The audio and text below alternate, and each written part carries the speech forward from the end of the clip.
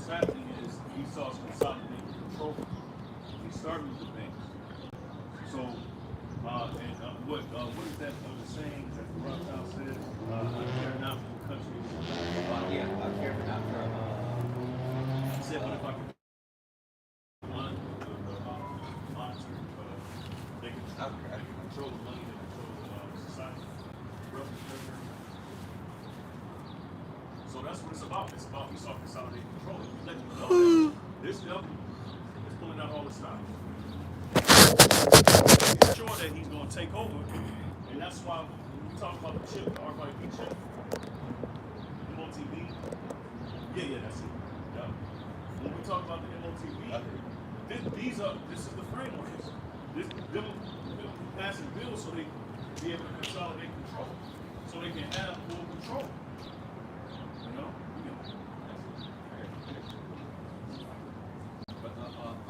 But with that bill, right, for them to give a Federal Reserve permission to pretty much close the shop and stop giving money to these different banks. Along with that, you have to look at going back to CBDCtracker.org. All right, it tells you the status of every nation and where they are pertaining to the CBDC.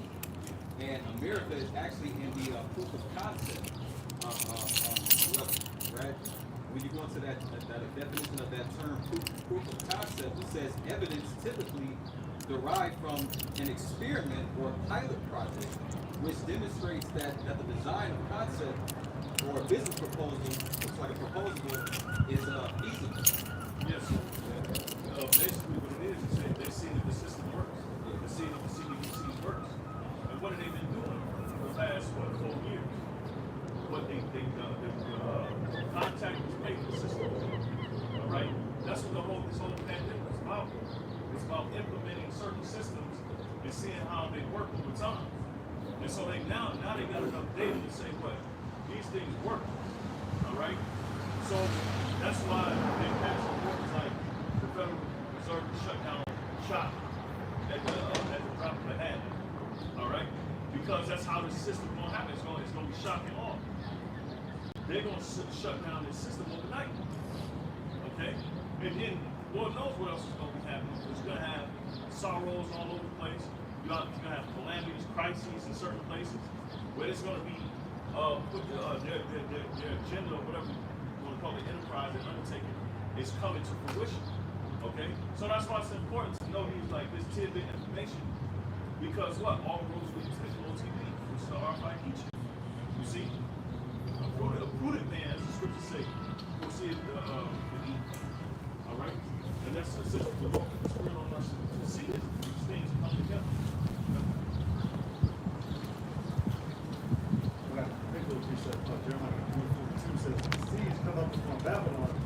She is covered with the multitude of the ways thereof. And that was like how you talk about this multiple crises.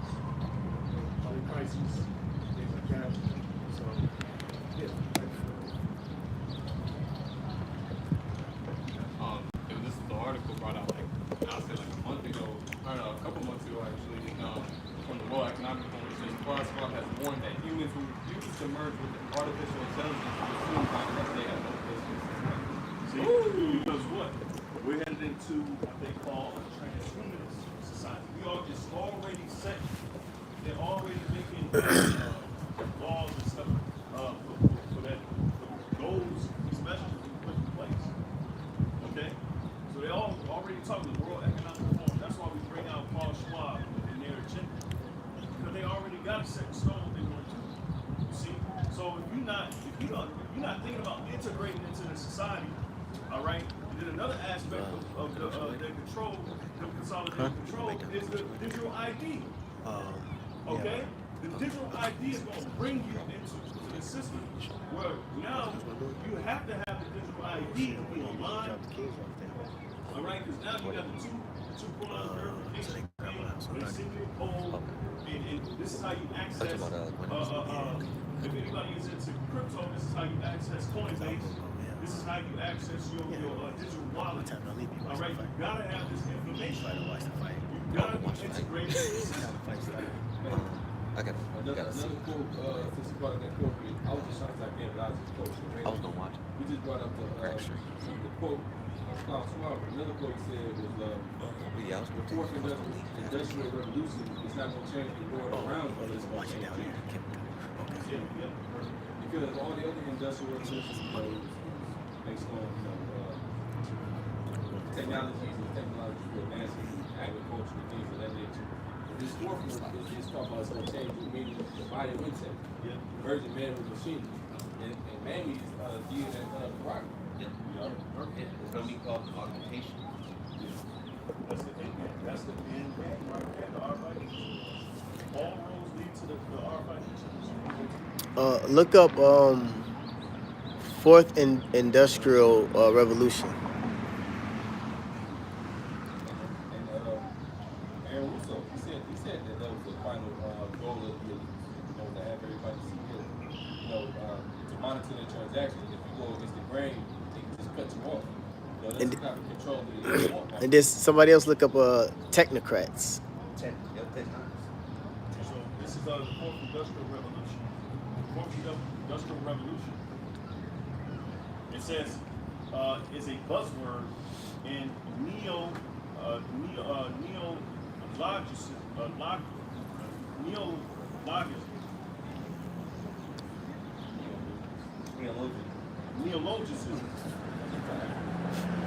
What neologism is a newly formed word, term, or phrase that nevertheless has achieved popular institutional recognition and is becoming accepted into mainstream language. Most definitively, a word can be considered neologism once it is published. Okay. But going back, it says describing rapid technological advancement. What is it? What you looking up? Fourth industrial revolution. And really quick, I just went into what neologism is. Neologism. So it says describing the fourth industrial revolution is describing rapid technological advances. Rapid technological advancement. And an example of rapid technological advancement is the implementation of artificial intelligence in every computer program. You have artificial intelligence that started and tested in manufacturing companies like Amazon. You had 3M. Different manufacturing companies and warehouses tested it in robots, and now they're testing it on the people. For example, Apple, No, I was just thinking about the whole and now they testing the people. For example, the fastest way to test anything on people nowadays is what? Through your cell phone. So Apple has created AI in their new operating system that's going to predict your keystrokes. It's going to predict your language, how you speak, how you text. It's going to have your it's going to have like a full artificial profile for you in the phone as you use it. So it's learning who you are as you use it. You have artificial intelligence being put in the cars, like Tesla and Mercedes-Benz. You have all of these advancements that are pushing the future forward, but it's pushing everything to be integrated into each other. That's what you call the Internet of Things. That's why it's connectivity. It's all about connectivity. So it's Esau's version of singularity. Yep. Or the hive mind. That's why you have fucking washers and dryers that got Wi-Fi. But what fucking reason washers and dryers need Wi-Fi? Because so it can ping if you play When your clothes done. Yeah, exactly. So you do laundry, it's a Saturday morning. Yep.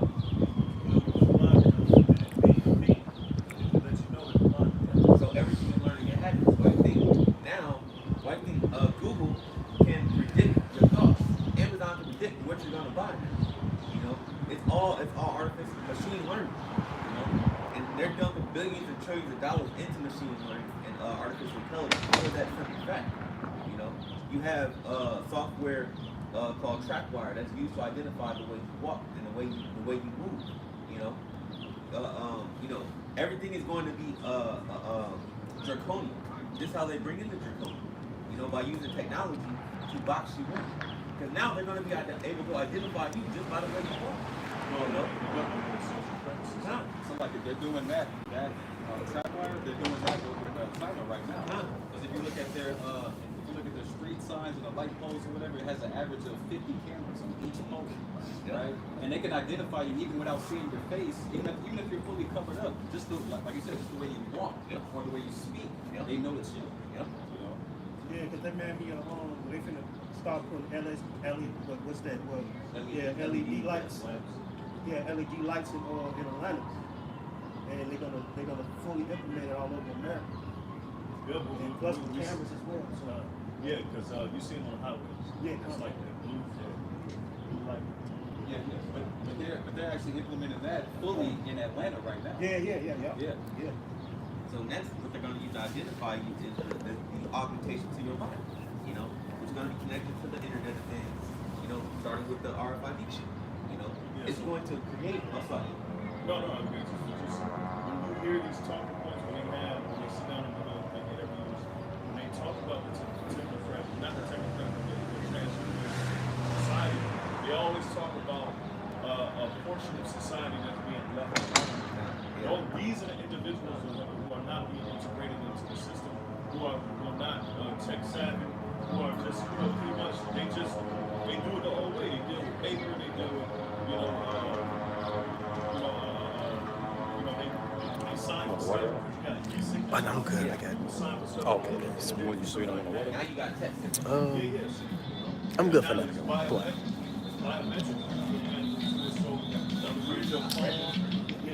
And all of that stuff. And what iOS, the Apple, been doing that shit For years. For years. Like 10 years. So when you unlock your phone, that has a huge application behind facial recognition, with thumb recognition, because it's now that's how you access Google Pay, Apple Pay, and all of that type of stuff. This is all digital. And you know, and speaking of leaving people behind, guess how Apple's doing it? They're only implementing they're marketing the new AI right on the phone, and they're only putting it on iPhone Pro in every phone that comes out after that. So everybody has the old phone has an upgrade.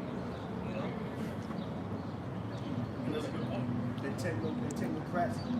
Yeah, but real quick, this is Psalms 56 and 6 in the NLT. They come together to spy on me, watching my every step, eager to kill me. And that's what the thing is about. It's a spy. Hey, since you that's pretty relevant about that out because I'm just looking into our articles and I was hearing.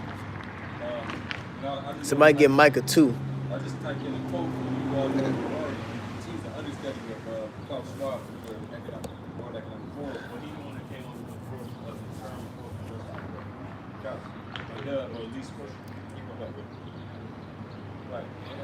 When the whole, And go back to that Bible shot. Go when back the to whole pandemic was going on, he had a quote about it. He said surveillance was going to the skin at some point. You know, and in the article,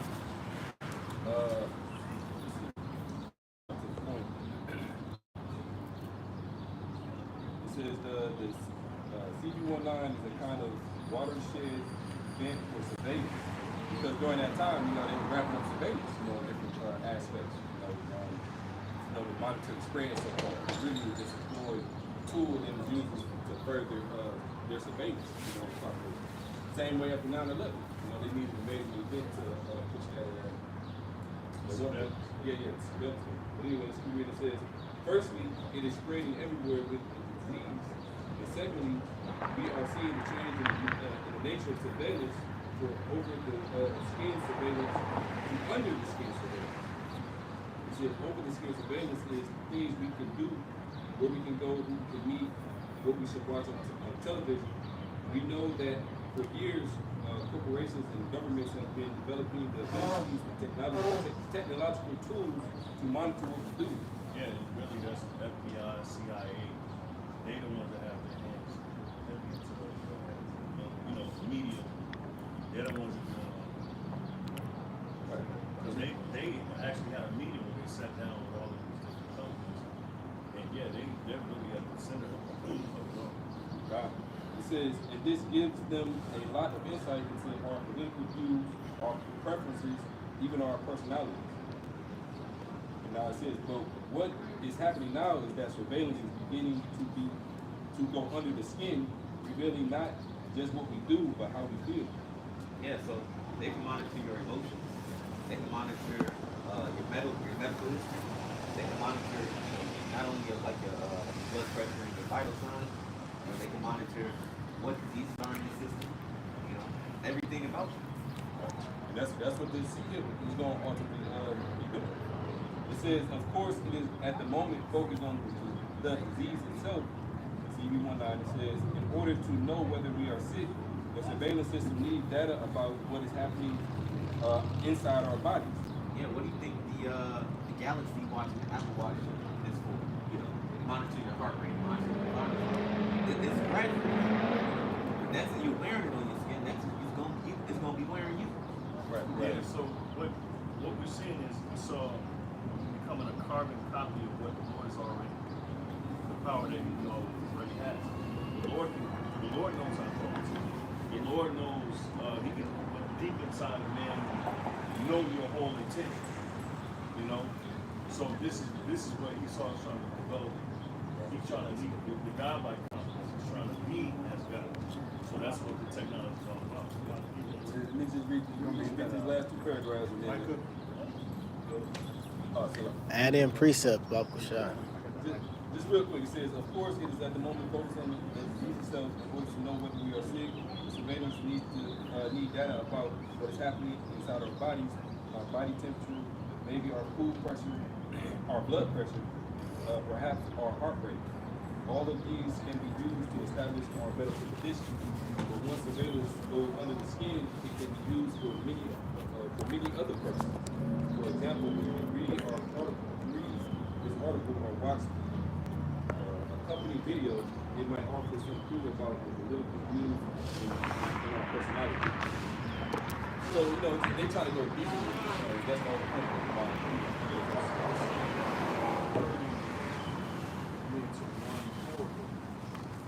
It's all about manipulating you to one mindset. That's why we read Revelation 13:15, and the light unto the image of the beast, not the image of the beast, goes back to the Roman Empire and the structure that was set up in the Roman Empire. But now, with that same beast, which is pretty much brought back, that deadly wound is healed. Now it evolves, and it's evolved to this machine state. So they give life unto the image of the beast. But the image of the beast shall both speak and cause as many as would not worship the image. Now they know that you're not with that, right? Your core beliefs is what God. You got core principles. So it's saying those that would not worship the image shall be killed. It don't have to be physically killed. They can cut you off. That's what it's all about. So they will cut you off from playing through a digital ID. No, they're gonna cut you off from being able to sustain yourself. Now everything is digital. Everything is connected. You gotta be connected to this one central highway. So That's the third point. I just about to say. Correct. See, this is it, brother. No, the center words. Anyway, but yeah,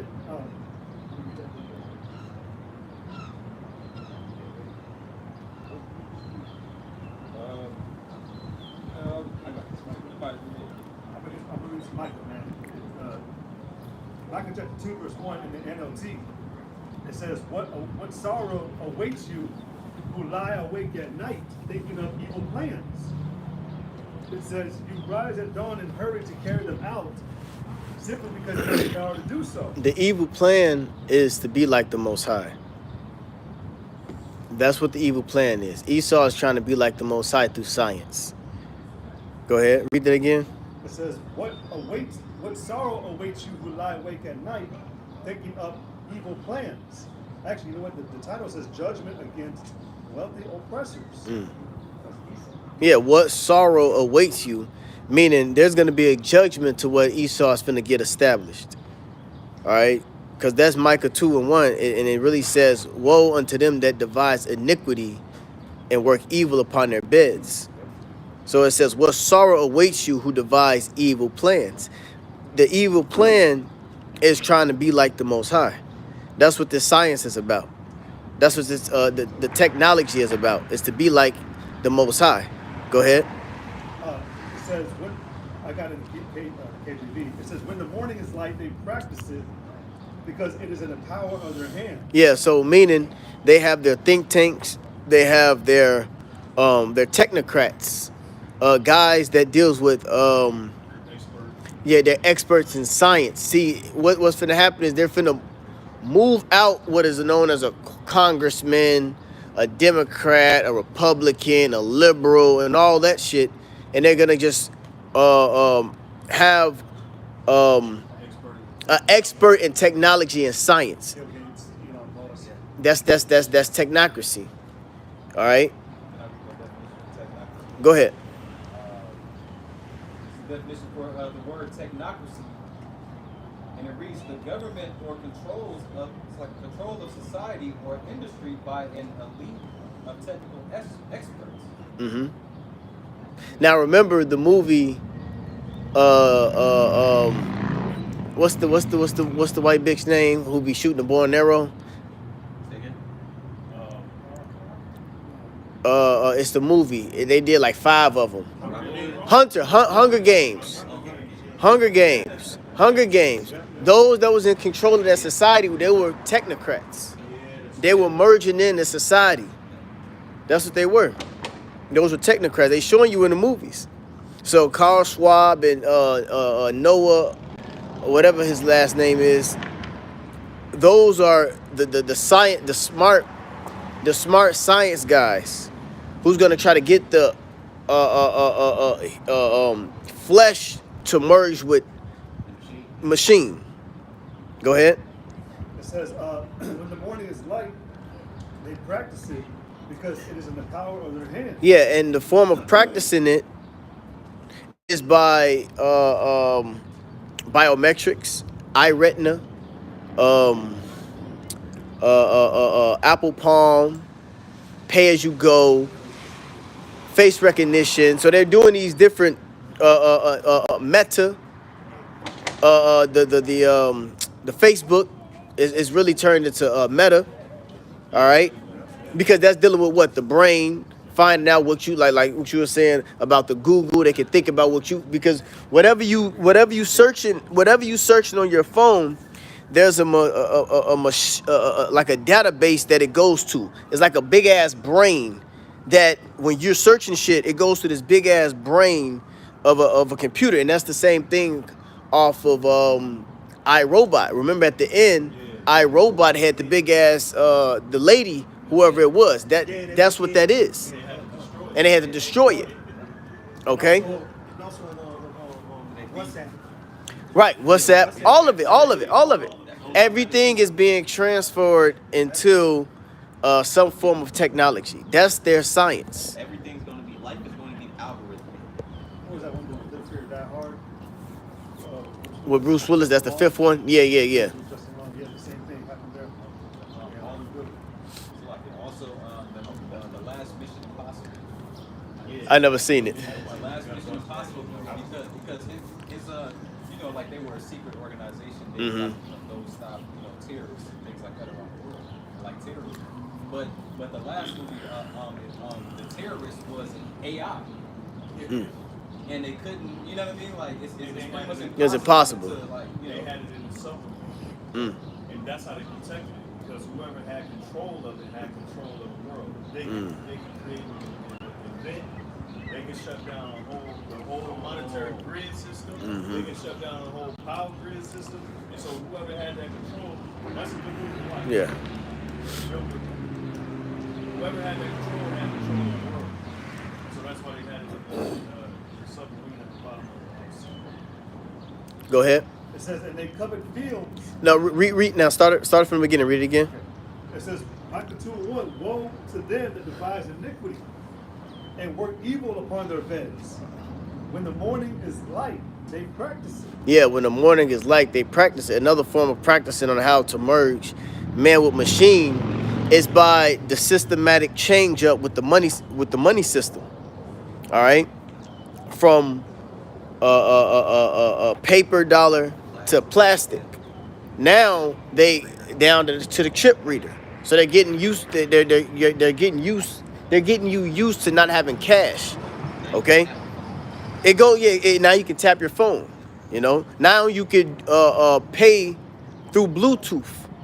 It's a lot of different ways that Esau has been doing this throughout the years. All right. Now what about when your credit card and your debit card malfunctions, or you know the annoyance of having a credit card keep on credit fraud and all these different things that they're doing that shit. You know, when your card don't swipe, it ain't nothing wrong with your card. They're doing that annoyance to every goddamn body, so everybody could find another way. Another form is by taking out the dollar, because what's going to happen is going to be a cashless society. And how did they practice it? With the 15-minute cities, And the coin shortages. and the coin shortages. So they what Esau's doing, he's boxing off every avenue, so they can come in with the Superman suit on, and the cape. Go ahead. It says, and they practice it because it is in the power of their hand. They have the funding. They have and they color it over the guise of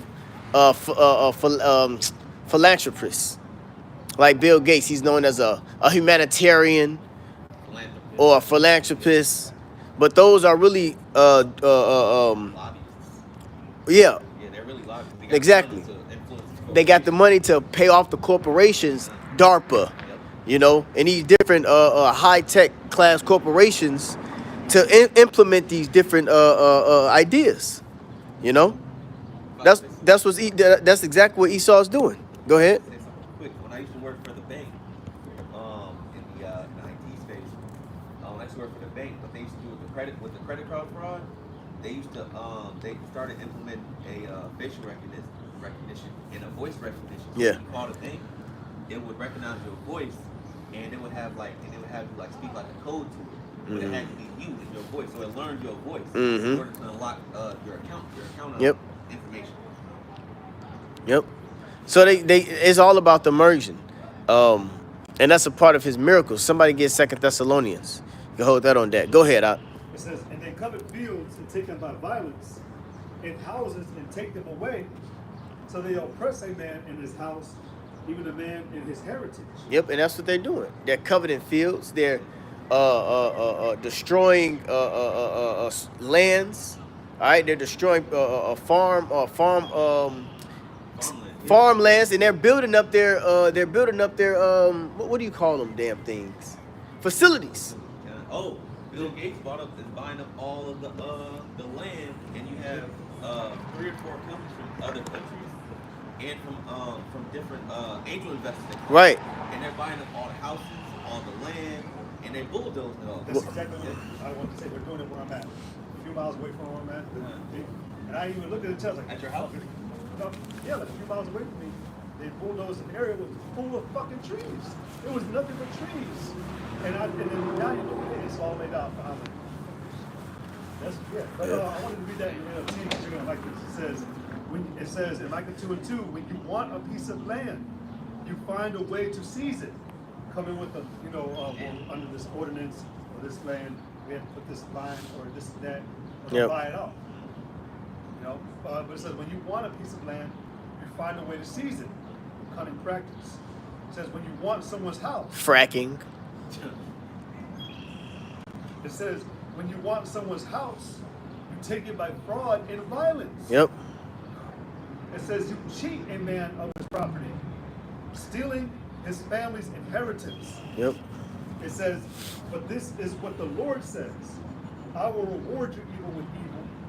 You won't be able to pull your neck out of the noose. You will no longer walk around proudly, for it will be a terrible time. So it's going to be a punishment to what Esau has in store. What Esau's implementing.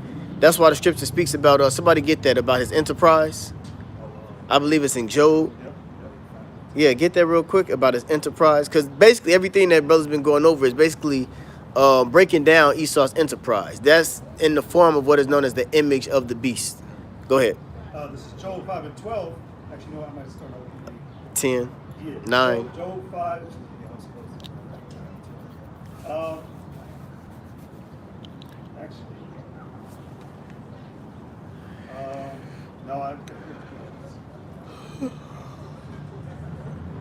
no, yeah, Job 5 and 12 actually. Yes, it says he disappointed the devices of the crafty. Crafty being sneaky. All right, subtle. All right, it says he disappointed the devices of the crafty, so that their hands cannot perform their enterprise. Yeah, so going into what sorrow awaits them. So the Lord is going to disappoint Esau by having Yahushua come. All right? Read that again. It says he disappointed the devices of the crafty. These are devices. These are the trickeries of Esau. In fact, schemes. 2 Corinthians 2 and 11. Somebody get that real quick. There's a movie called I Care a Lot. Seen that? It was on Netflix like a year or so ago. But it was where this woman and like another woman, they found out how to con elderly by where they could actually force an elderly person that lived alone, if they had money, they found a way to get access to their account information. If they had money, they could come in with a piece of paper and force them out of their house. They said that they were like unstable, but these people were like perfectly fine. You gotta watch it. It's with what's his man's name? Peter Dinklage. Peter Dinklage. Yeah. Plays as like a mob boss, but yeah, man. What's it called? I Care a Lot. I did a video on it a couple years ago. It says he devoices the devices of the crafty, so that their hands cannot perform their enterprise. Which is what is known as the New World Order. All right? The New World Order is the same scheme that has went on from the Tower of Babel to the Greek Empire all the way until now. They always try to make up their New World Order, which is the merging everybody into one lump. And that's what the technology is about. Merging everybody into one people through science down. Big in the brain type of thing. Basically. Trying to take over the world. But I got the definition for enterprise. It says a project, it's in Google, it says a project or undertaking, typically one that is difficult or requires effort. They success. Or they vices. Mm-hmm. You know what I'm saying? It means wicked. So yeah, Esau trying to gain the whole world. The definition of enterprise, the main part is taking. That's what enterprise basically means, to take. It's something that's built. So that's how, Esau don't use words for no reason. The Lord don't use words for, wrong words. That's why Esau calls it, he'll call it himself the enterprise. Because he's taking this shit. Yeah, he's taking everything. It says he taketh the wise in their own craftiness, and the counsel of the froward is carried headlong. It says they meet with darkness in the daytime, just like it said in Micah. All right, they practice it in the day, and grope in the noonday as in the night. Somebody look up that word grope. Grope in the noonday as in light. Because you have the elites. They're minions, so to speak. They're left hand side priests. They don't sleep. All right, they don't sleep. This is a consistent day-to-day sorcery that they got going on to get this thing done. What is it? A grope? They mentioned search. If you look it up on Google, it's talking about feeling about or searching blindly or uncertainly with the hands. To move along with difficulty, I think obvious is one of those. Search mentally. It's not. That's not The etymology of the word grope, right, and it means to feel bad. It's like to feel. What chapter you at? As one blind in darkness. It says, take hold of, seize, touch, attain, Mm-hmm. grasp at, search out by sense of touch alone.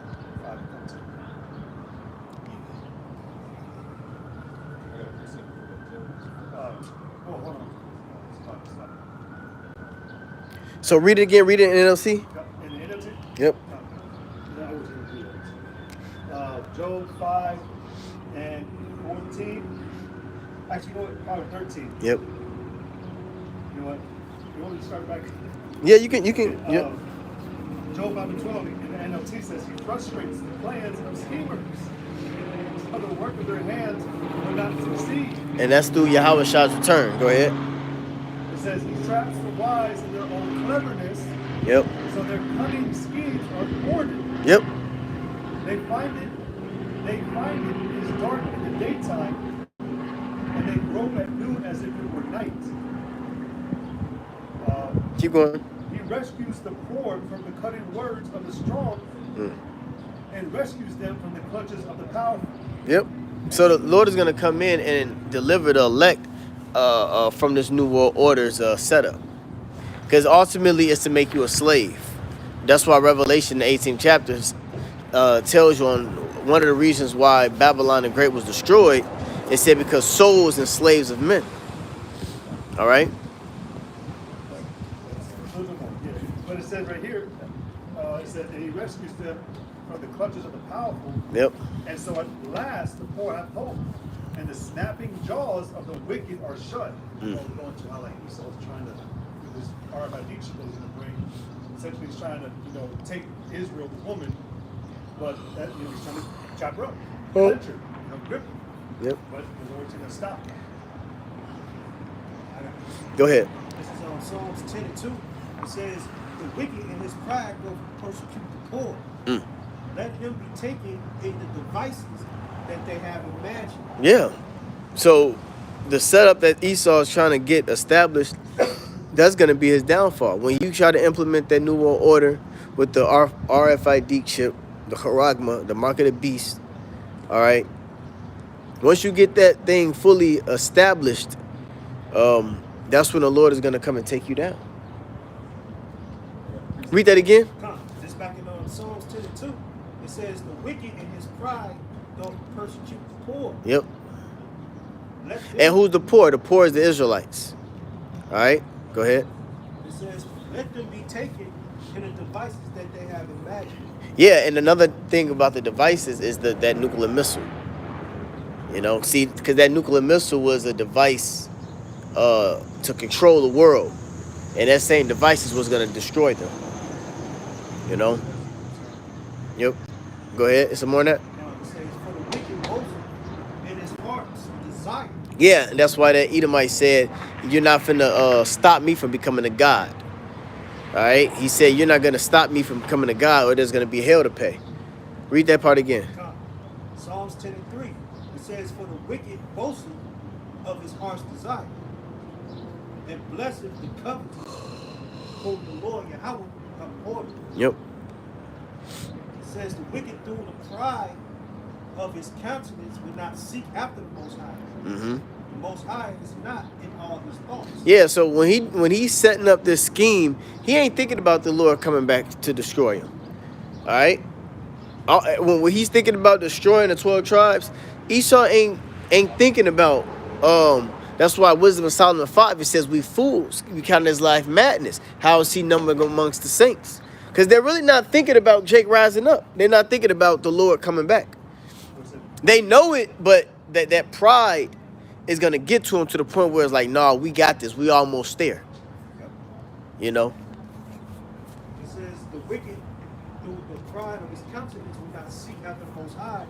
The Most High is not in all his thoughts. Go ahead. His ways are always grievous. Yep, his ways are always grievous. Everything that we've been making mention is grievous. The RFID chip is going to be grievous because you're going to get a sores. You're going to get a pestilence from that. All right? Everything that this devil is doing is going to be grievous. All right? It says right here, and he quoted it in Wisdom of Solomon 5:7. It says, we weird ourselves with the way of wickedness Yeah. and destruction. Yeah, sorcery, witchcraft, sacrificing. And you can tell that they do not possess. Yep. It says, his ways are always grievous, thy judgments are far above out of his sight. Yep. So Esau ain't thinking about the That- Lord coming back to destroy this. Well, the scriptures speak about them being two manner of people. See, they're not thinking about Yahweh Shem Shai. I believe it's in Psalm. It says the wicked is estranged from the womb.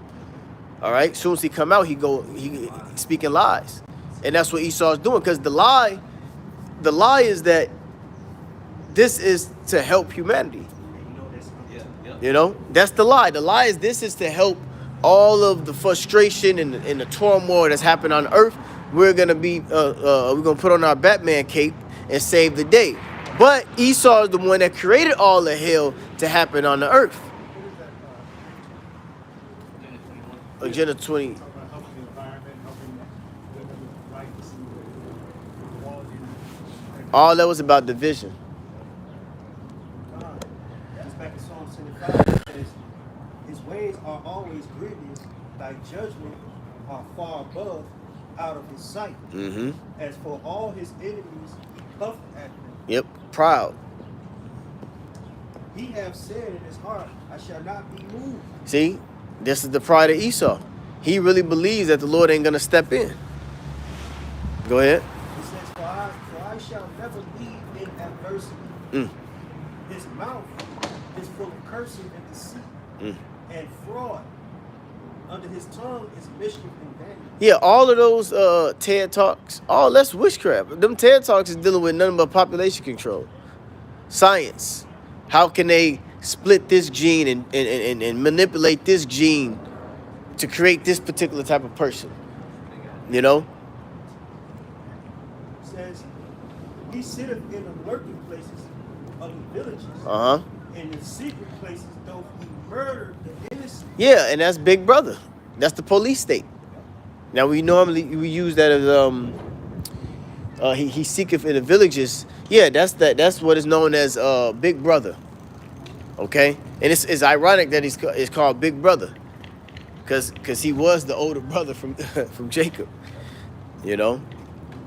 His eyes are privately set against the poor. Yep, against Israel. That goes all the way back to when he said, to this day will I mourn for my father. He said that I will surely slay my brother Jacob. Real quick, because to back up that lurking places, because there's a reason behind a lurking place. It's like a vantage point where you can hide for like intent or something. We're trying to get the best or better or something. There's a hunter. Right, right. So I looked up the purpose of a lurking place. It says lurking place, a place of hiding, usually for the purpose of murder. Yes. And I was thinking about what you said a minute ago. I can't remember what you said, but it was you read it, eager to kill. Remember what you read? You said eager to kill, but there was a purpose of Esau. I think it was in Micah. Something you I think it was said. in Micah. Go ahead. It says, he lieth in wait secretly as a lion in his den. Mm. He lieth in wait to crouch. He lieth in wait to catch the bull. Right. Also because you have the advantage. You're waiting. You have it's usually from a higher point where you can see more than they can see. So you can, you're talking about boxing in division. You can see where they can't go. You're already like, okay, I got that area capped off. So The high grounds. there you go. It says, Well, that's Esau being that cunning hunter. All right? It ain't talking about just hunting food. It's about hunting your ass. Go ahead. It says, he lieth in wait secretly as a lion in his den. He lieth in wait to catch the bull. He doth catch the bull when he draweth him into his net. Mm. And that net is going to be the sea hip. That net is going to be the image of the beast. That's the net. And he's going to draw Jake into it through the medium. Everything this place is about is nothing but sorcery and witchcraft.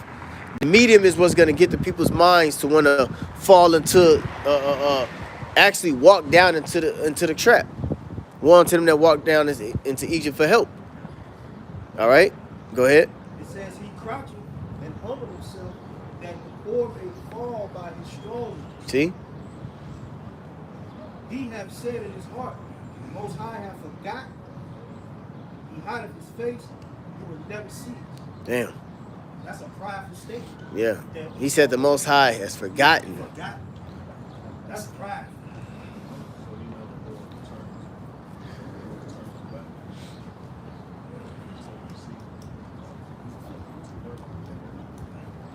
Somebody get 2 Thessalonians 2. You got something? Yeah. Go ahead. But, okay. This is Job chapter 20, and I'm going to start at verse 12. It says, though wickedness be sweet in his mouth, though he hide it under his tongue, though he spare it and forsake it not. It's all about Esau, what we've been talking about. You know, though wickedness be sweet in his mouth, the agenda that he has ultimately to catch up Jacob. When you read above it, it says, the bones of the killed. That goes back to the ancient hatred that Esau had for Jacob. Right? We know that the main goal too is to mark all of Jacob. It says, but though wickedness be sweet in his mouth, and though he hide it under his tongue, though he spare it and forsake it not, but keep it still within his mouth, crouch it down, yet his meat in his mouth is turned, as the gall of asps within him. He has swallowed down riches, and he shall vomit them up again. The Most High shall cast them out of his belly. He shall suck the poison of asps. The viper's tongue shall slay him. He shall not see the rivers, the floods, the brooks of honey and butter. That which, Esau thinking he's going to come out on time. It says, that which he labored for shall he restore, and shall not swallow it down. According to his substance, because we already know, man, there's going to be that last move that Esau makes is this Karag, the Armadillo. But we know the Lord is going to stop him before that happens. Yep. All right? It says, he shall not swallow it down. He's not going to sit down with that victory.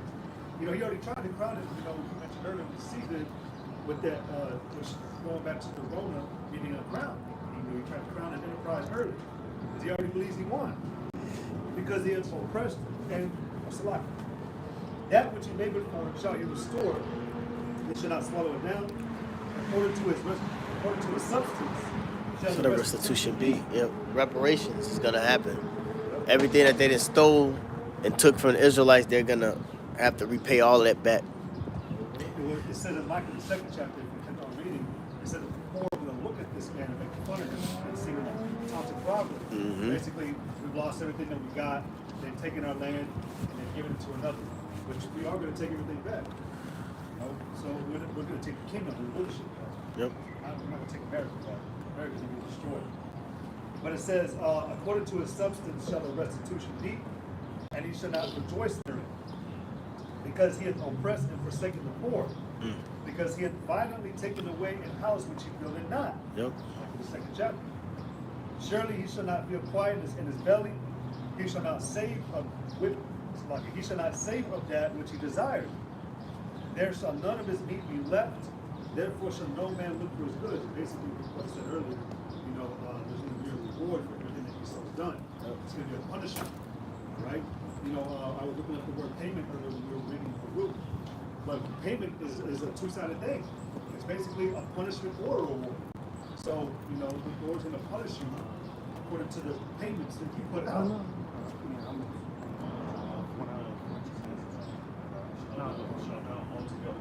Well, you can just.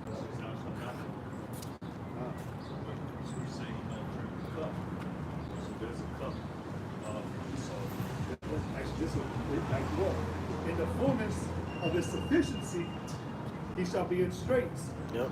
Every hand of the wicked shall come upon him.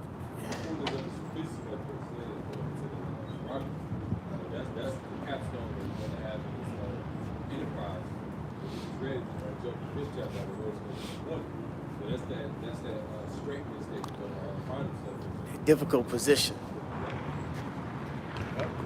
It says, when he is about to fill his belly, the Most High shall cast the fury of his wrath upon him. And we Esau full well believes that the Lord is not going to come back and catch his ass. All right, but we trust the scriptures. All right, so what's that?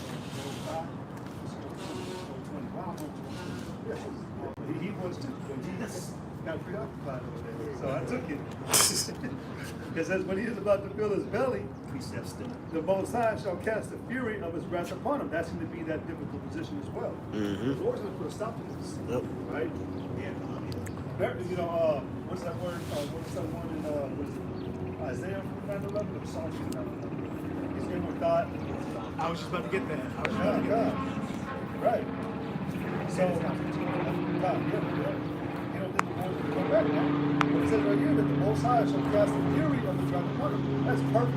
That's catching a man and his feelings speaking from pride. Believing that he God knows. Esau really believes that. That's why these average crackers walk around with the pride, man. They think they're secure. I was on my way here driving, and there's a lake that I gotta pass, maybe 30 miles out, But Edomites on the boat. Just look so happy, man. Probably genocide before. Something, man. But yeah, man.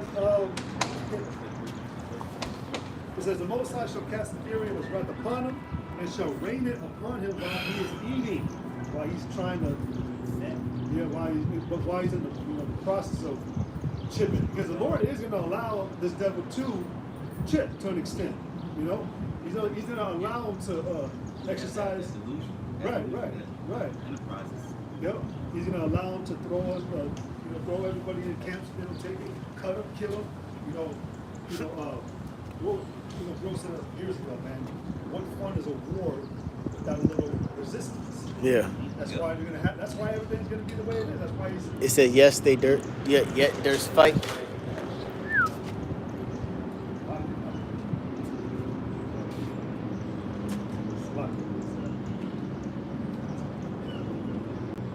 It says, when he is about to fill his belly, the Most High shall cast the fury of his wrath upon him, and shall rain it upon him while he is eating. He shall flee from the iron weapon, which is the thermonuclear missiles. All right, and the bow of steel shall strike him through. And you're gonna have a mix of like Russia. They're gonna be main too firing onto America. All right, but you're gonna have American invasion. Yeah, other nations invade this place, it's gonna be a whole chaos, man. Oh yeah. But it's all being set up. It's being set. Well, Esau thinks he has a control of this, they're getting tired of trying to keep it all up too. They're running around too, trying to stop this from happening. How is this happening? They end up losing their power. He shall flee from the iron weapon, and the bow of steel shall strike him through. It is drawn and cometh out of the body, yea, the glittering sword cometh out of his bones, and terrors are upon him. Yeah, so there's no missile defense system that's going to stop. The ICBMs. All the defenses that they take pride in. I was reading an article earlier that they allocated like another $9 billion to the NDAA for their military.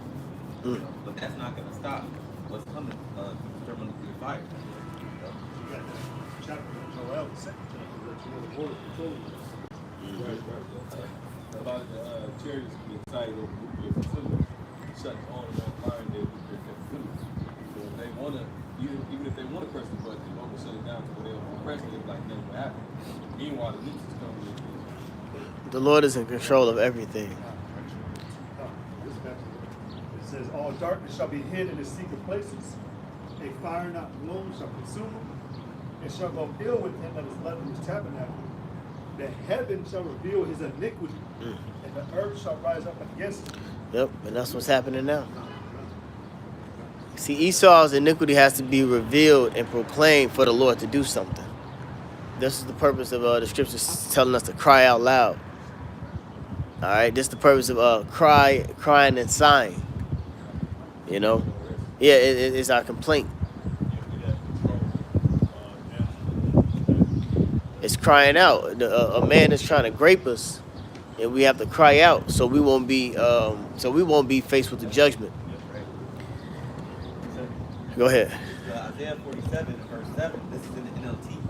It says, "You said, I will reign forever as queen of the world. You did not reflect on your actions or think about the consequences." Yeah, because every action has a reaction. All right. It says, "Listen to this." Every action has a reaction. It's two scriptures. It's in Numbers 33 and 30, right, where it says the blood of him that sheddeth, and then you have Exodus 21 and 16. So get those two. Every action has a reaction. That's balance. Go ahead. It says, "Listen to this." No. Oh, sorry. Every action has a reaction. The things that Esau is doing is going to cause the Lord to do what he's supposed to do. And what's making it so powerful is that the Lord even issued him to do what he's doing. Go ahead. The book of Exodus chapter 21. Yeah, it don't matter which one. Go ahead. Book of Exodus chapter 21 and verse 16, it reads, He that stealeth a man and selleth him, or if he be found in his hand. Right, so if you take a nation, all right, and when the Lord gets back, that nation is still in your palms. That word hand is yad in the Hebrew, which means power. So we're still under the power of Esau. Go ahead. It says, He shall surely be put to death. So there you go. Somebody get Revelation, where he that leaves into captivity shall go into captivity. This is Revelation 13 and 10, and it reads, Go ahead. He that leadeth into captivity shall go into captivity. Go ahead. He that killeth with the sword must be killed with the sword. Go ahead. Here is the patience and the faith of the saints. That's it. Every action has a reaction. All right. Everything that this devil has done and is doing, the Lord is going to repay him for all of that. So setting up the technocrats, setting up the man versus machine, the singularity, transhumanism, New World Order, all those things that Esau is doing, the Lord is going to answer him for all of what he's doing. Answer for all of those doings. All right. I know off the top of my head, 2 Thessalonians 1:6 says the righteous thing to recompense tribulation upon that tribulation. That's it. That's it. Numbers 35 and 33. Go ahead. It says, so you shall not pollute the land wherein you are. For blood it defileth the land, and the land cannot be cleansed of the blood that is shed therein, but by the blood of him that shed it. That's it. So that means the judgment is coming for Esau for everything that he's doing, man. All right, he ain't gonna escape. It may seem like, you know, when is the Lord gonna get him? All right, like damn, like the world is going to shit. It's all these moles and his enterprise. Like the enterprise is very clear now. All right, those that's actually watching, we can see what this devil is doing. It ain't no secret no more. All right. Ecclesiastes chapter 8, verse 11 in NLT. It says, when a crime is not punished quickly, people feel it is safe to do wrong.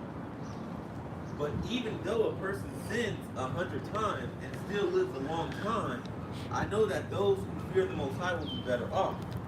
The wicked will not prosper, for they do not fear the Most High. Their days will never grow long like the evening shadows. See. It's like you feel like the wrong days because you know you did the original crime, but now you fight even more crime to stand on the run. Yeah. But eventually you're gonna be caught. Right? That's what happened. Yep. Because he making too much goddamn noise. If you're a criminal, you don't need to go to another town and do more fucking murders, nigga. You're leaving a trail. Esau is leaving a fucking trail of wickedness that all we're doing is tallying it up. He's just tallying everything up. This is Sirach 5 and 3. And say not, who shall control me from my works? For the Lord will surely revenge thy pride. Job 20:5 it says, 24 it says, knowest thou not this of old, since man was placed upon earth, that the triumphing of the wicked is short. See the triumph. So look up triumphing, Baruch Shah, and then hold on deck Isaiah 14. The triumphing of the wicked is short. So he has a certain time to boast. Every nation has that time. Somebody get that in Daniel. He sets one up. What was that, 4 and 17? Baseball, man. Yep. Go ahead, Aina. It says, in the joy of the hypocrite, but for a moment. You see, it's only the Lord gives you that time to scratch your balls, rub your belly, you know, eat your steak, drink your wine, you know. Everybody had that moment. Yeah, stretched out.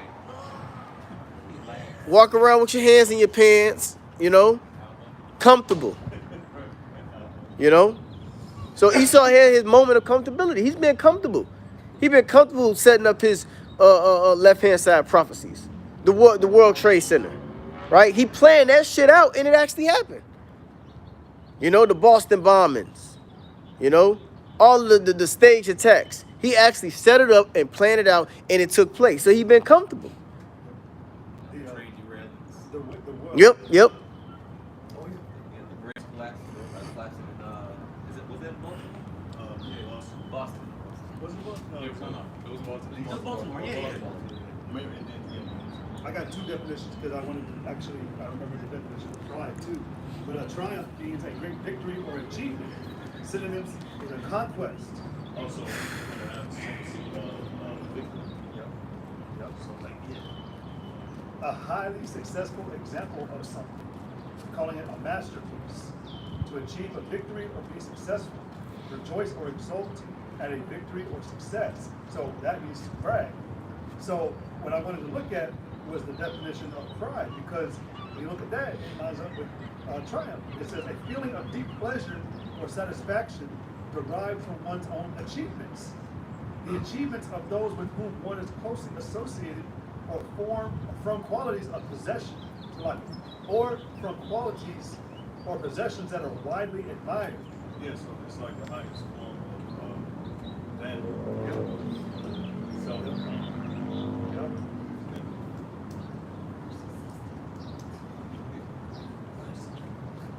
So yeah, but I mean, but Esau has a deep pleasure or a satisfaction from these achievements, you know, and that's why he's so blinded by his pride, you know. And which proves, you know, the Lord is fair.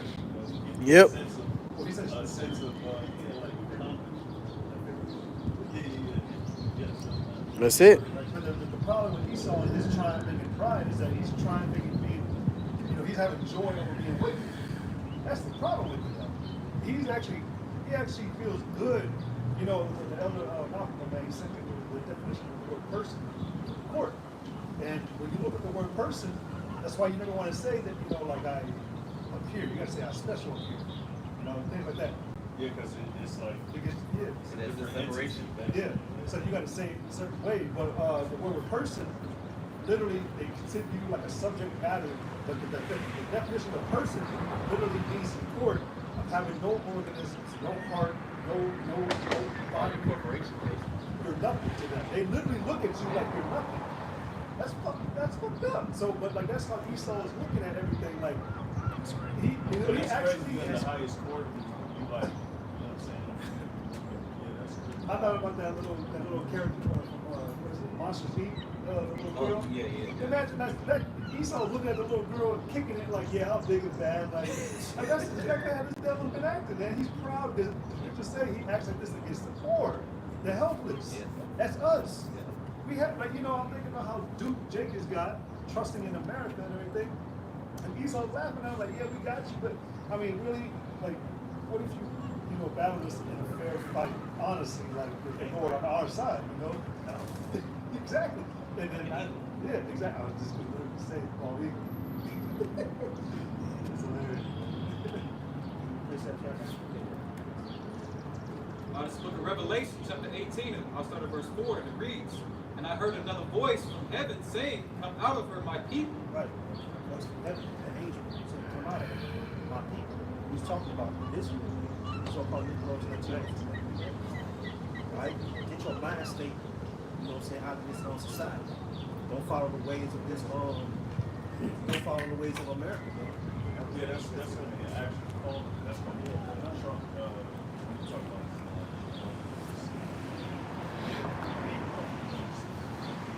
Yeah, this is gonna be it's gonna be a shout. We gonna all hear it. It says that ye be not partakers of her sins, and that ye receive not of her plagues. Right. Ladies, go back to the 14th listen. You know? So, man, what if this was read that part. It says, and I heard, so like Revelation 18:4, and I heard another voice from heaven saying, Come out of her, my people, that ye be not partakers of her sins, and that ye receive not of her plagues. Right.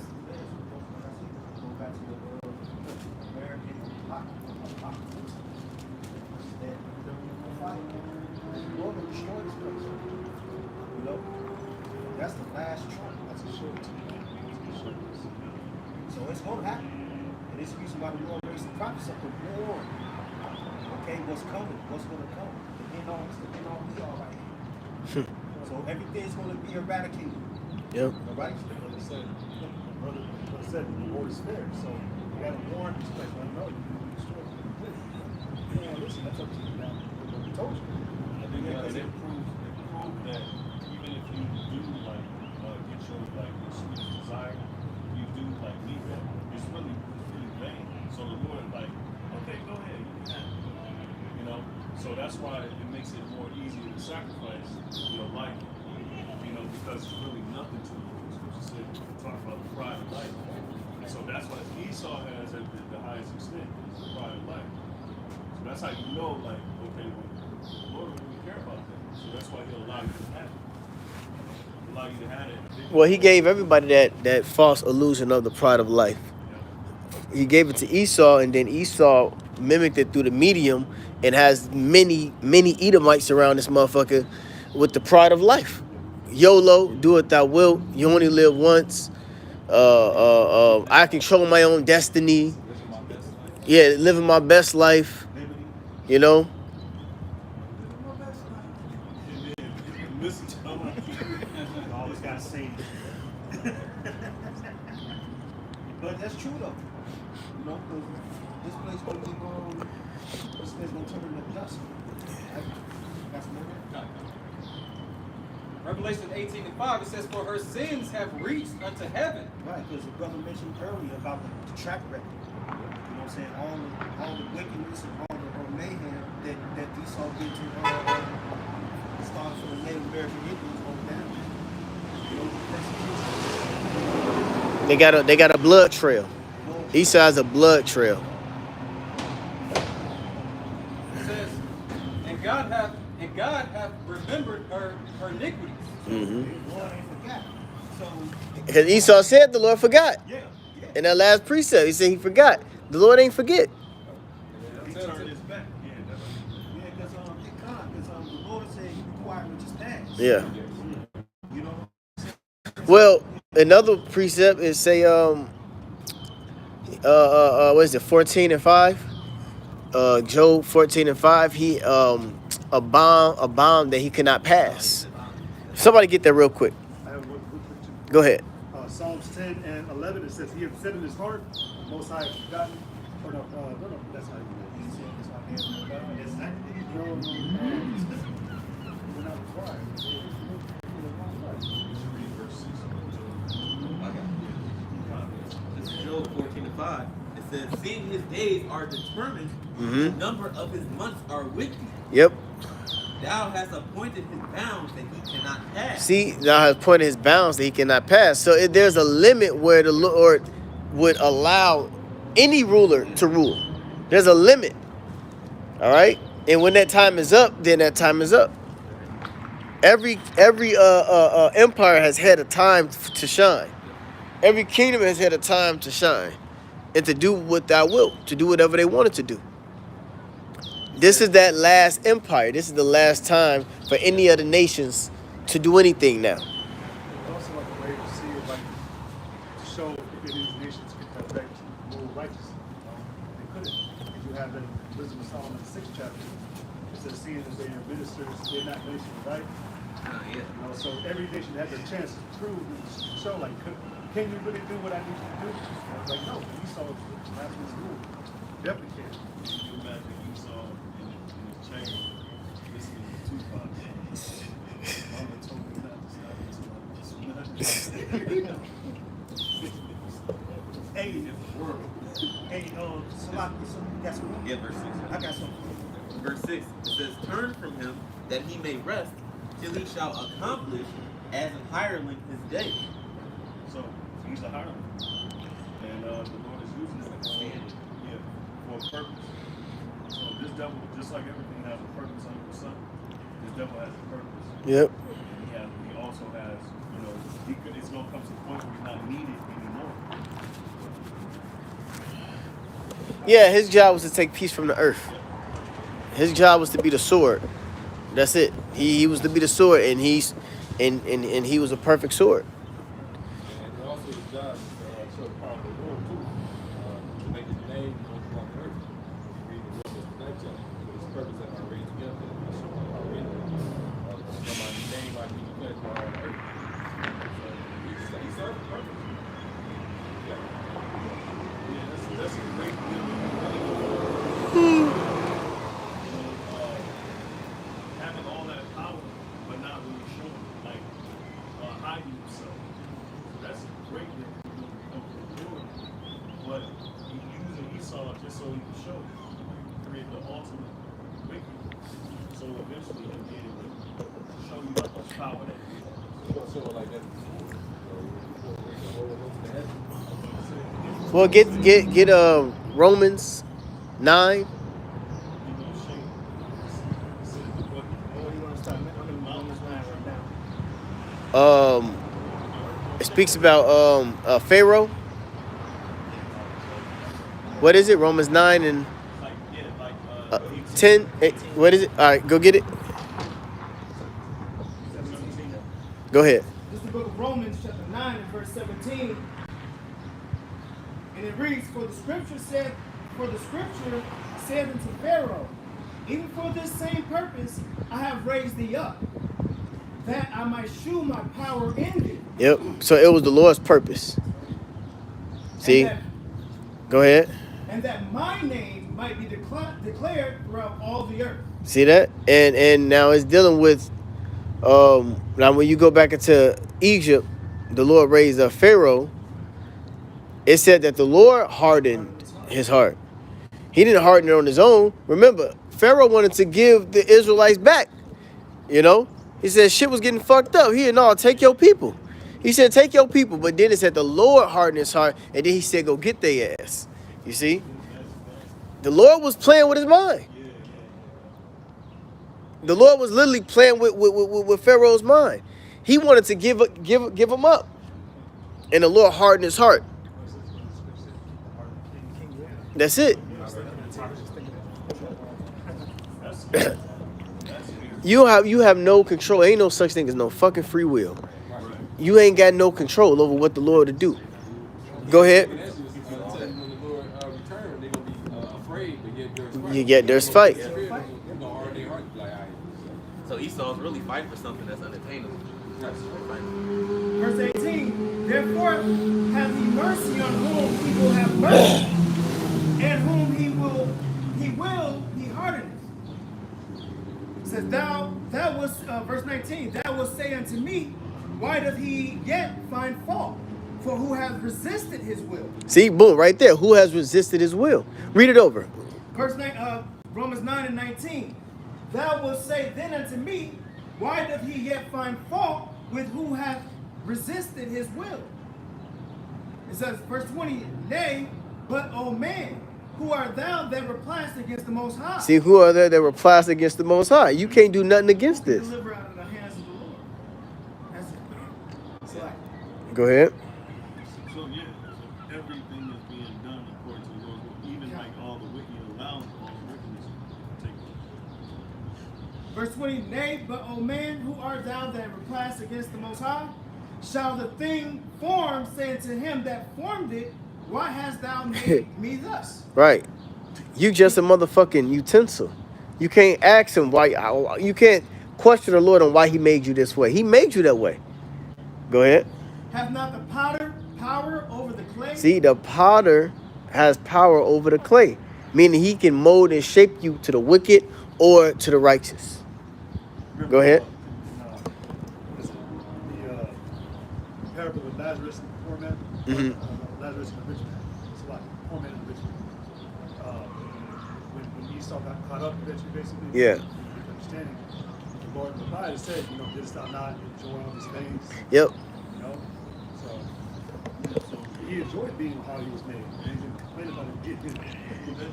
Bring me to Jacob and Esau eat that pot. Lazarus and Richard. Yep. It was set up that way. Go ahead. Back in verse 21, have not the potter power over the clay of the same lump to make one vessel unto honor and another unto dishonor? Yep. So the Lord molded these the spirits to where he wanted it to, where he likened them best. Verse 22. But if the Most High, willing to shew his wrath and to make his power known, endured with much long suffering the vessels of wrath fitted to destruction. Yep, and it's talking about the Edomites. And so he suffered them longer than we have ever suffered. Yep. He suffered them. Yep, that was that seed, that wicked seed that's planted. That's what Adam was at. What Ezra was explained about that wicked, that seed. Was it Ezra's? It was right about the wicked being planted. Yeah, that's for like 20. Right. Let's hit on that. So he suffered them from the beginning.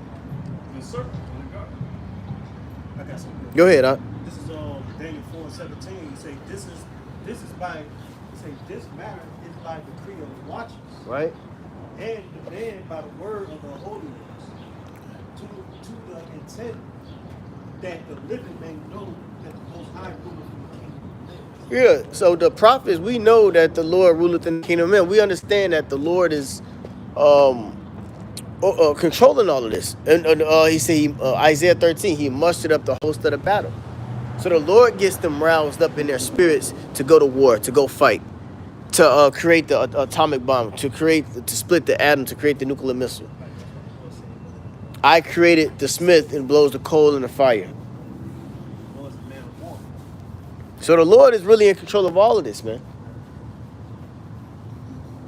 This is and given.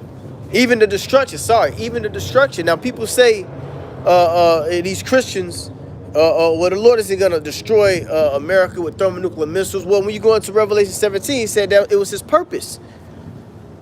That he purposed. It was his purpose that he purposed. So he's the director. He wrote the script. We just everybody acting. Yep. He gave certain people the script. So like they said, the word is the stage, actors in it. Yep. That's actually true. So and given it to whomsoever he will. Yeah. And set it up over the basis of men. Yeah, see, what Vocab Malone don't understand is that the Lord allowed the so-called white man who was Esau Edom to reign. And what he don't get is that the Israelites was destined to wake up. See, Vocab, he don't understand that we are the true Israelites. And it was a destiny for us to wake up, all right, and take control of the earth as it was promised to us. See, they don't understand what the scriptures is talking about. All right? Go ahead. It says, this dream I, King Nebuchadnezzar, have seen. Now thou, O Belteshazzar, declare the interpretation thereof. For so much as all wise men of my kingdom, Somebody get a 2 Ezra 6. wise men of my kingdom are not able to make known unto interpretation, but thou art able for the sake of the holy gods is in you. That's the main point of 17. Because the Lord set up, different kingdoms, for different nations to rule. So every nation has their turn. And what tripped out that Moab didn't go rule forever. So that's how. So it's Jeremiah 49, 10. Yeah, they go to Right. Brick Station. So right now. And they literally legacy.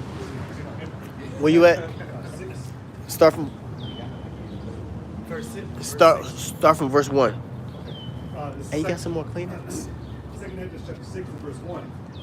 And he said unto me in the beginning, when the earth was made, before the borders of the world stood, or ever the winds blew, before it thundered and lightened, and or ever the foundations of paradise were laid, before the fair flowers were seen, or ever the movable powers were established, Uh-huh. before the innumerable multitude of angels were gathered together, or ever the heights of the air were lifted up, before the measures of the firmament were named, or ever the cities in Zion were high. This is before the creation. All this is before the creation. And ere the present years were sought out, And whenever the vengeance of them that now sin returned, before they were sealed and have gathered faith for a treasure, then did I consider these things, and they all were made through me alone, and through none other. By me also they shall be ended, and by none other. And it's funny because Esau thinks like he's gonna stop No. everything, you know. And the Lord said, "No, nobody else can do this, but I started." Yep. And I would say this is what it says. William C. Langford made this quote. He said that no other race could have added to the government system. He said, but he said the Negro will not help make it better in the future. I believe that when this planet was created, the Almighty personally turned it over to the whites. Yeah, man. So now it's Esau's decision to end it and not keep it. It says, by me also they shall be ended, by none other. Yeah. Well, then answered I and said, what shall be the parting asunder of the times? Or when shall be the end of the first, and the beginning of it that followed? And he said unto me, so basically the answer is kind of going, when are you going to end the certain this world? Yep. Yep. And because it's alluded to the everlasting kingdom, Yeah. which is always something the Lord is always revealed to his prophets. Yep. You said all the prophets, Apostle Bar were alive by the God. Mentioned that all the prophets knew that there was another place that was Oh to shit. come. I was just looking for A full rest. the one out. There was a different place that was revealed that this was just That's why all the prophets were saying, how long, how long, how long? Habakkuk, how long? David said, how long, O Lord, till the end of time? So, Well, now, Yahushua breathed upon the disciples. It said then they began to understand the scriptures. Now remember in Acts 1, after he sat with them for them 40 days and 40 days, right? He sat with them for 40 days.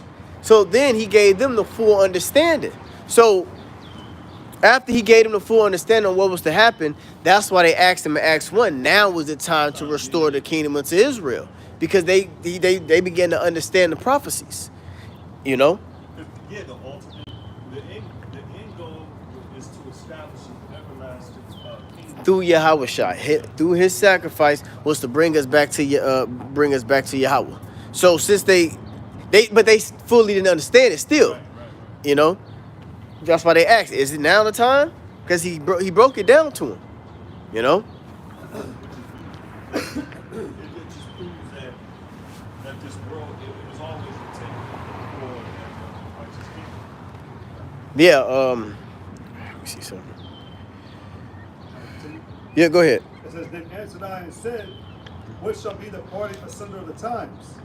Or when shall be the end of the first and the beginning of it that followeth? And he said unto me, from Abraham unto Isaac, when Jacob and Esau were born again, Jacob's hand held first the heel of Esau. And even that's giving a past account. Getting you a time stamp. Yeah, like So it's a yeah, just up the point for this. It said the hand held first the heel of Esau, for Esau is the end of the world. So that is giving you a particular time where the shift's supposed to happen. You know, Esau is the end of the world, and this is what we're talking about. The 2 Thessalonians, you know, what we call that earlier. The 2 Thessalonians, this is the time that he's supposed to be revealed. So this is very important. Yep. Because this is a shift in this world that's leading to a different age. Yep. It says for Esau is the end of the world, and Jacob is the beginning of it that followed. Yep. Which is always the intent. The Lord was always going to establish his righteous holy everlasting kingdom. You know? So and this is for sure. It always was a for sure thing. You know? Like a lot of people think it's fairy tale. The world we're living in the sewer is fairy tale. Yep. this the kingdom of heaven, this is the reality that's supposed to be upon earth. And we have to endure all the peril according to 2 Corinthians 7 chapter. When we read down in verse 20, it says that when the world that shall begin to vanish away, it ain't even real. It's not, yeah, it's bad. It's like a dream. Like that's Yeah. Yep. Let me go back up. It said, again, for Esau is the end of the Well, world. it makes sense, Salaki, because the scriptures say the Lord created man to be immortal. Mm-hmm. So the purpose for the Lord creating man was to live upon this earth everlasting. That was the intent. Yeah, he said it's not rich. Yeah, exactly. I got the read. This is Isaiah 46:10. This is declaring the end from the beginning and from ancient times of things that are not yet done, saying my counsel shall stand, and I will do all my pleasure. See? That's it. In order for you to even be saying that, it's, you know what I'm saying? It's like, I always intended to establish this from the beginning. You know? I was gonna say, actually that was the precept I had, but if you start at 9, it says, remember the former things of old, for I am the most high, and there is none else. Yes. There is none else. So he's continuing to establish His authority. His deity, his authority, his power.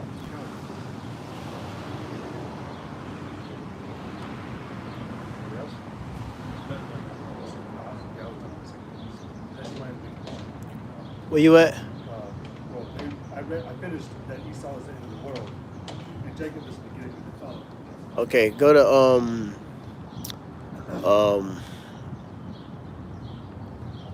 I'm looking for hold on. Cause you said it was always known for Jake to get the kingdom.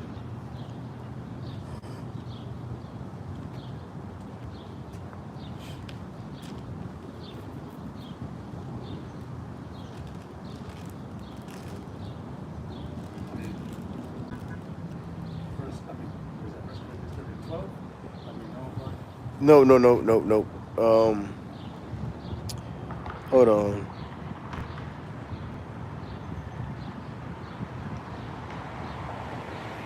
Go to a new heaven and a new earth.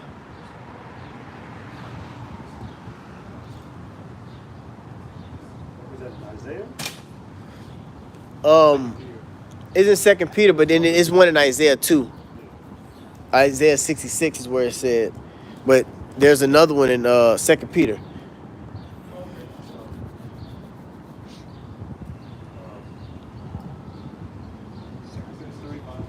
ahead.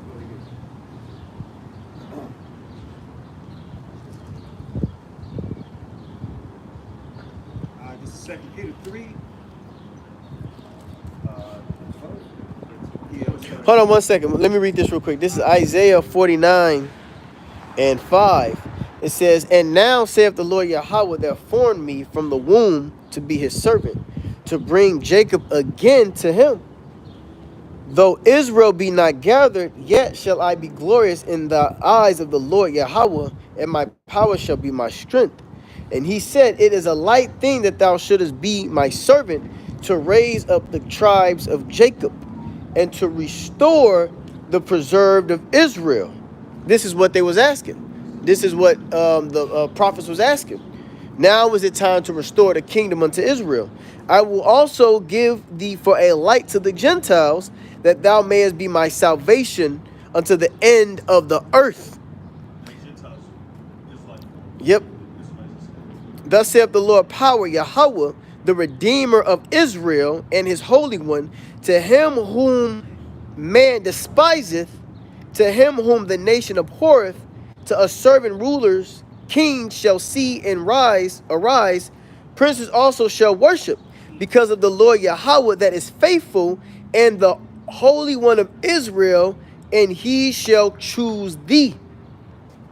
Thus saith the Lord Yahweh, in acceptable time have I heard thee, and in the day of salvation have I helped thee, and I will preserve thee and I will preserve thee and give thee for a covenant of the people to establish the earth, to cause to inherit the desolate heritage. Well, that's what's happening now on the level.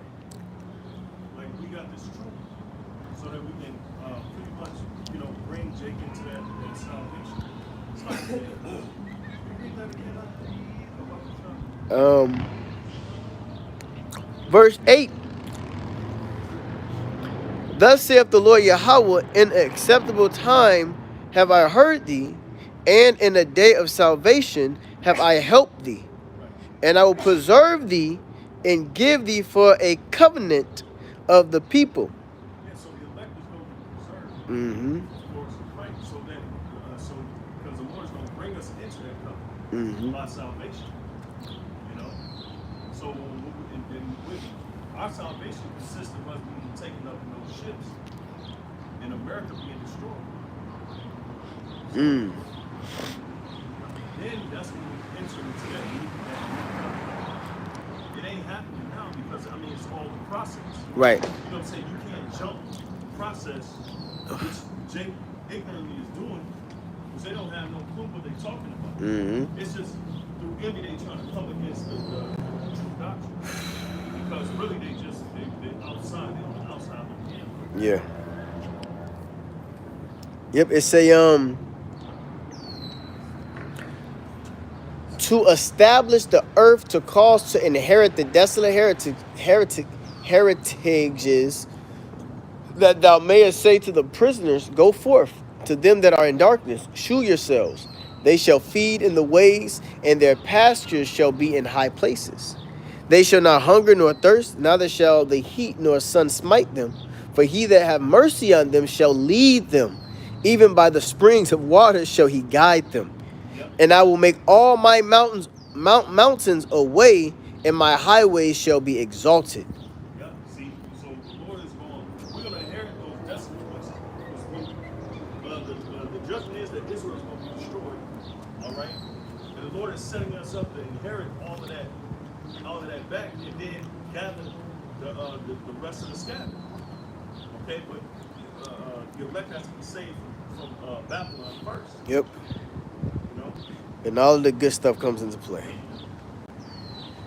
So somebody get Peter now, and then we can. If anybody got we can end it. The second Peter 3:10 says, "But the day of the Lord will come as a thief in the night, in which the heavens shall pass away with great noise."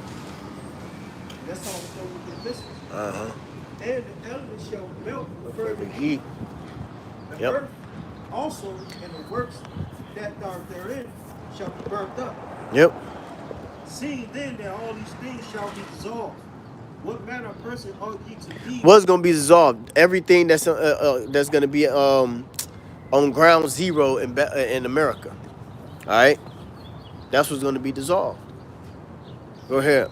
It says, seeing then that all these things shall be dissolved, what manner of person ought ye to be? Right. In all holy conversation with God. Yep. What manner of conversation? What manner of person are you to be in all holy conversation and godliness? Meaning, putting forth the works.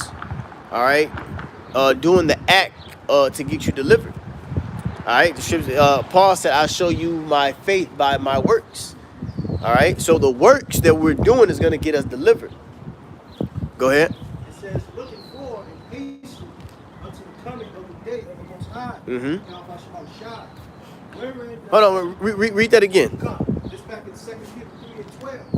It says, looking forward and hasten unto the coming of the day of the Lord. So we looking forward. We're looking forward what to what is known as the second coming, as the Christian church says. The second coming of the Lord. Looking for and hasting. How is it? How are we hasting? I mean, we're doing this work. We're on the highways and byways. We're hastening for the Lord to come. So we're out there teaching more and more and more and more, uploading videos, prophesying more and more and more, because it's basically likened into like speaking things into existence. You know, life and death is in the power of the tongue. We're speaking on Yahweh Shai's return, and that's what's gonna happen. Go ahead. Really quick, this is Yep. This is Ezekiel 37 and 12. It says, therefore prophesy and say unto them, thus saith the Lord of our power, behold, O my people, I will open your grave. Mm. Basically, give a life unto the dead. And cause you to come up out of your graves and bring you into the land of Israel. So that's like a whole process. So we're being brought out of the graves because the grave represents a fallen state. Yeah. You know, a fallen. When you look it up, it's a fallen.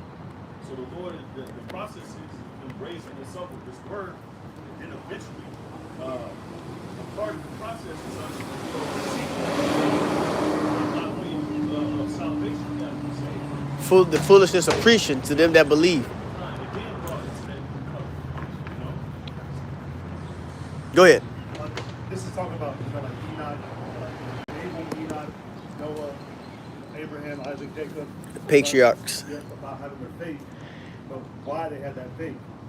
Hebrews 11 and 13, it says, these all died in faith, not having received the promises, but having seen them afar off. So they were visionaries. They seen it afar off. They believed in it. They didn't see it. It didn't happen in their time, but they seen it afar off. That's why they moved with they moved with fear, conviction. Yeah. Was that and were persuaded of them? Oh yeah, no, it said right after. But having seen them afar off and were persuaded of them. I know there's one account. They believed, just like Noah. Noah believed that the flood would come. Yep.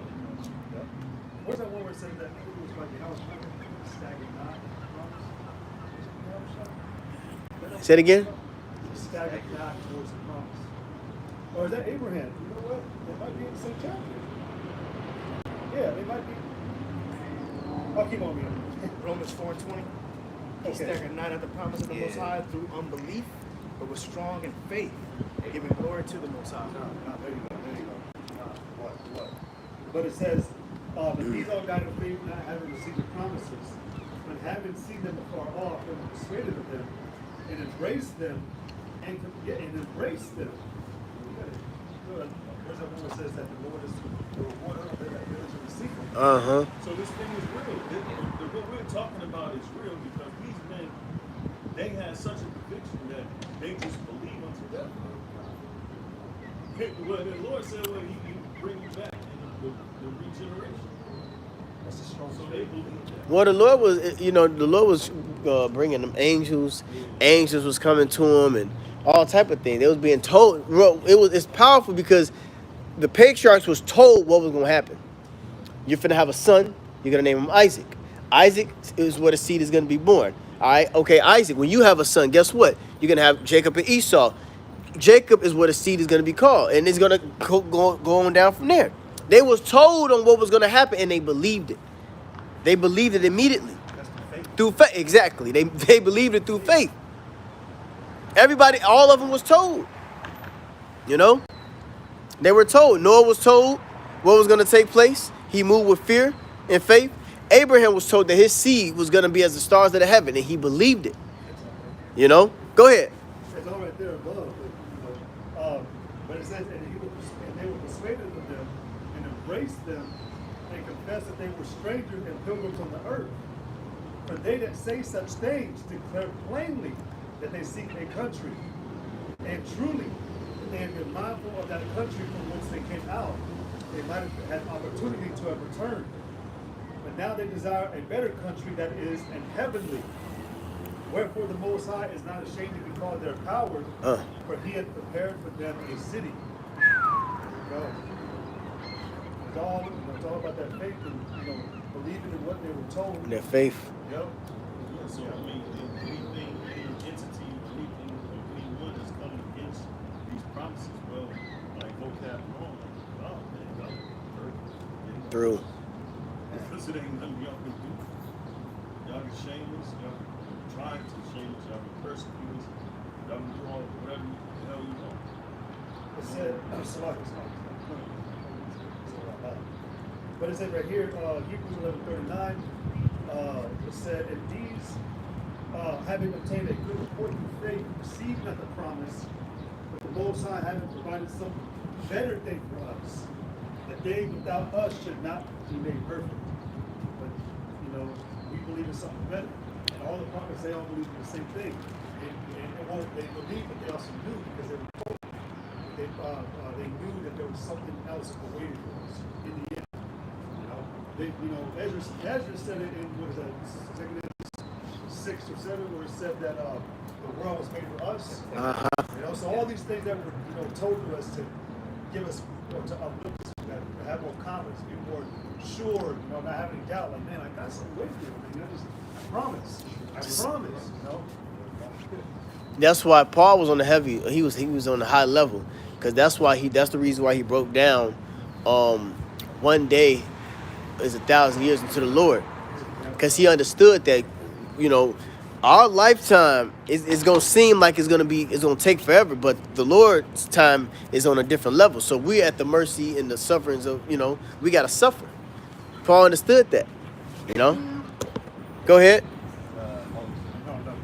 John chapter 20, verse 28. It says, and Thomas answered and said unto him, my Lord and my power. Yahweh said unto him, Thomas, because thou hast seen me, thou hast believed. Blessed are they that have not seen and yet have believed. That's it. And that's the elect. Yeah. Yep.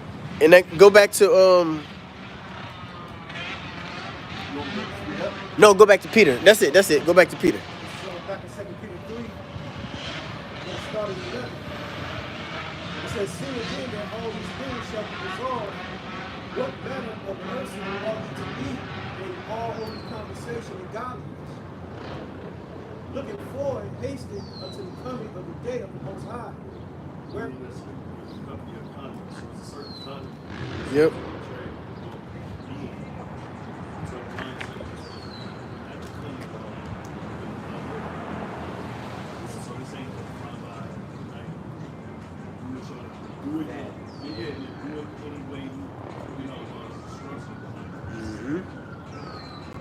It's back in 2 Peter 3:12. It says, looking forward and hastening unto the coming of the Most High, unto the coming of the day of the Most High, wherein the heavens, being on fire, shall be dissolved. Looking forward, it's all about looking forward.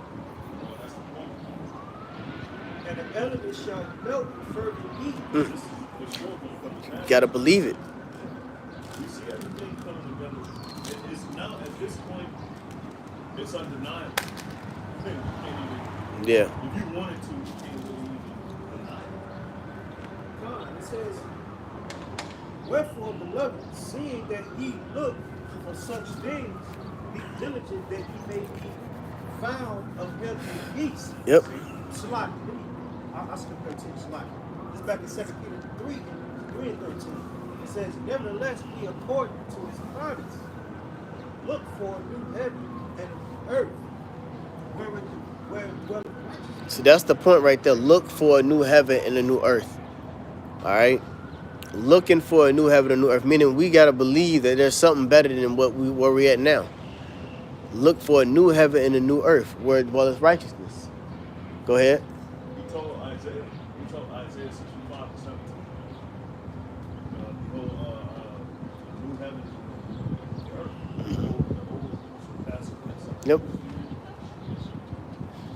Go ahead, Doc. It said, wherefore, beloved, seeing that ye look for such things, being diligent that ye may be found of him in peace, without spot and blame. That's it. Without spot and blameless. So that's Meaning you why- got to teach the correct doctrine. You got to teach the true things that's coming out of the Bible, the true prophecies, without spot and blameless. All right. That's why we set up to reprove and to rebuke and to correct, so that we would. You have to teach of the destruction. You got to teach of the destruction right there. Read that again. It says, verse 14, it says, wherefore, beloved, seeing that ye look for such things. Wherefore, beloved, what? The tabernacle of David. All right. Yep. Wherefore, beloved. See, read it again. It said, wherefore, beloved, seeing that ye look for such things, Right. being diligent that ye may be found of him in peace. See? So before that, it was speaking about the destruction. So you got to believe that the destruction is happening. You got to prophesy about the destruction. If you are an Israelite, you're not speaking about the destruction, you're not a man of the Lord. You got to talk about the destruction. You got to actually believe that that's going to happen. That's why it says being diligent. Go ahead. It says, be diligent that ye may be found of him in peace, Go ahead. without spot Mm-hmm. and blameless. Without spot and blameless. Go ahead. And account that the long suffering of our Lord, how by Shai is salvation, That's it. even as our beloved brother Paul also according to the wisdom given unto him, have written unto him. That's it. So with that, Lord willing, is edifying. We'd like to give all glory and honor and praises to Yahweh, Ba'Shem, Yahweh Shai, Ba'Shem, Kakadash.